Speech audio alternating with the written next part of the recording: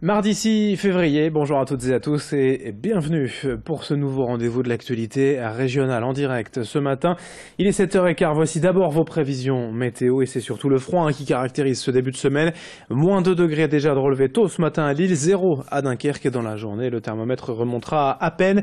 Seulement 3 degrés de prévu aujourd'hui sur le littoral à Calais et à Boulogne, 2 degrés seulement à Lille et à Saint-Omer. Du côté du ciel, le temps restera couvert globalement mais sec et sauf peut-être près des côtes de la mer du Nord, entre Calais et Dunkerque, où le soleil fera de belles apparitions. Les prévisions météo complètes, comme d'habitude, après ce journal. On parle de cette vague de froid cette semaine dans le Nord. La préfecture vient d'activer le plan grand froid, ce qui signifie concrètement et depuis hier des places d'hébergement d'urgence en plus dans le département, comme ici dans ce gymnase de la métropole lilloise à Halluin précisément, où les hommes, femmes et enfants souffrant du froid peuvent venir se nourrir, se réchauffer et se loger pour la nuit. Des dizaines de bénévoles de la protection civile sont ainsi sur place pour les prendre en charge. En complément des appels au 115, le SAMU social, les maraudes vont également être renforcées pour proposer cet hébergement aux sans-abri. Ces places d'urgence à Halluin seront ouvertes jusqu'à jeudi au moins, voire plus longtemps si le froid persiste. Écoutez Daniel Barnier, le préfet délégué à l'égalité des chances dans le département du Nord au micro de Brieux-Gorchy. Nous avons effectivement renforcé les maraudes. Alors d'abord la maraude de nuit du SAMU social qui tourne d'habitude jusqu'à 22h va fonctionner jusqu'à 23h30 dans les prochains jours pour vraiment être sûr que nous n'oublions personne dans la rue. Et par ailleurs, cette maraude a été renforcée par un infirmier. La présence d'un professionnel médical permet effectivement de mieux prendre en charge et de mieux évaluer les besoins des personnes que l'on pourrait trouver dans la rue à ces heures-là. Et puis par ailleurs, l'association départementale de protection civile va également créer une nouvelle maraude qui sera essentiellement destinée à acheminer les personnes que l'on pourrait trouver tard dans les rues, dans la métropole, jusqu'à la salle des sports de Halluin, afin de faciliter le transport de ces personnes qui seraient en difficulté, sachant que durant la journée, ces personnes sont invitées à se rendre par leurs propres moyens à Halluin, comme nous le faisions les années précédentes, mais nous avons souhaité qu'à partir d'une certaine heure, elles puissent être accompagnées par des équipes spécialisées. On enchaîne avec la lutte contre les propriétaires malhonnêtes et les logements insalubres. Dans les prochains mois, la nouvelle loi Allure va permettre aux mairies de délivrer des permis de location leur permettant tout simplement de contrôler la décence des biens à louer, s'ils répondent ou non aux normes en vigueur. Les propriétaires souhaitant mettre sur le marché leur logement devront obtenir l'autorisation de la mairie, laquelle aura un vrai droit de regard sur la taille du bien, sa vétusté, ses équipements. En cas de souci, le propriétaire concerné devra faire les travaux nécessaires et pourrait même être verbalisé en cas de manquement. Dans la région, la ville de Boulogne va bientôt tester le dispositif, de même que la Madeleine, près de Lille, où nous avons rencontré le maire Sébastien Leprêtre avec Idil Gulay. Très concrètement, si on est propriétaire d'un bien qu'on souhaite louer, et ça peut tout à fait se trouver, il n'y a pas que des marchands de sommeil à la Madeleine, il y a aussi des gens bien intentionnés qui veulent louer un bien immobilier qui leur appartient, et c'est heureux, et c'est une démarche qu'il faut aussi saluer, parce que ça contribue à réduire la crise du logement.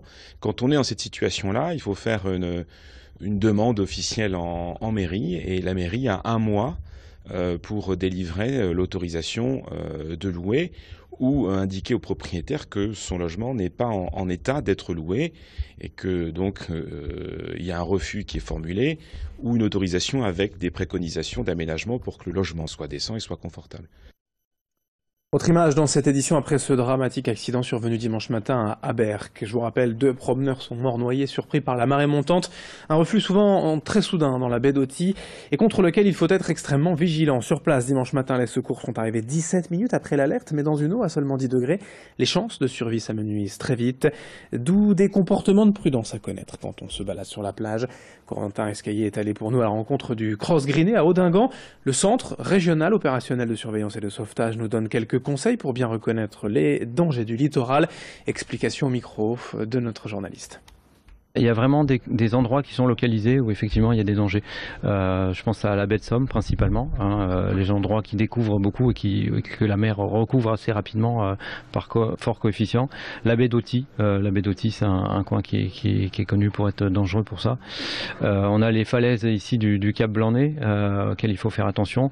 Et puis dans le sud en Seine-Maritime, dans le sud de notre zone d'intervention, au bas des falaises de Trotta, il y a beaucoup de gens qui au trou à l'homme se font prendre par la marée démarrer parce que c'est un endroit très touristique, très fréquenté, mais les gens font pas toujours attention. Le gouvernement a donc validé une nouvelle hausse du prix du tabac. Au 1er mars, le paquet de cigarettes coûtera en moyenne 1 € de plus. Et ce n'est évidemment pas fini, puisque la volonté de l'État est de porter d'ici 2020 le paquet à 10 €. Pour les buralistes, ces hausses ne sont jamais bienvenues, car elles freinent selon eux le commerce, et surtout cela inciterait les consommateurs à aller s'approvisionner en Belgique, là où les prix augmentent aussi, mais moins vite qu'en France. Certains se sont adaptés en offrant d'autres services, mais pour la plupart, ces hausses sont malvenues, notamment ce buraliste à Dunkerque, au micro de Corentin Escaillé. Chaque fois qu'il y a une augmentation, ça nous fait peur. C'est pas qu'on attend le paquet à 10 €, c'est qu'à chaque fois qu'il y a une augmentation, on baisse d'un étage, quoi. Au moment où on n'arrive plus à suivre, quoi.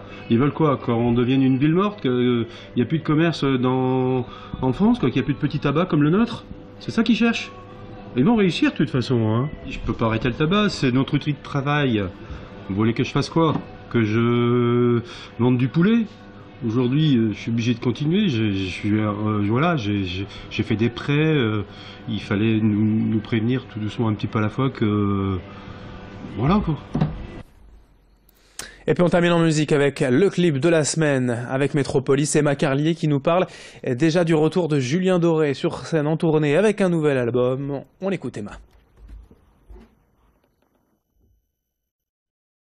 Cette semaine, zoom sur Julien Doré. Après avoir cartonné l'an passé avec son Esperluette Tour, il avait annoncé pour cette année une nouvelle tournée, mais cette fois acoustique, vous et moi, pour être un petit peu plus proche de son public.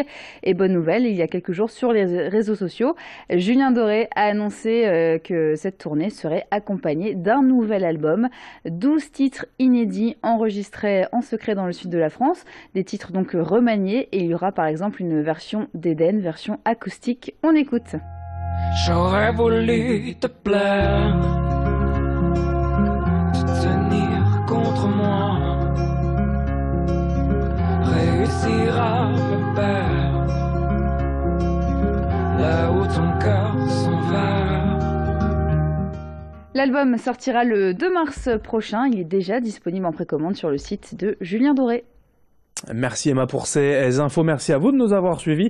7h22 en direct sur votre chaîne d'information régionale, l'info en continu, vos prévisions météo et le froid persistant bien sûr en cette semaine dans la région. À tout.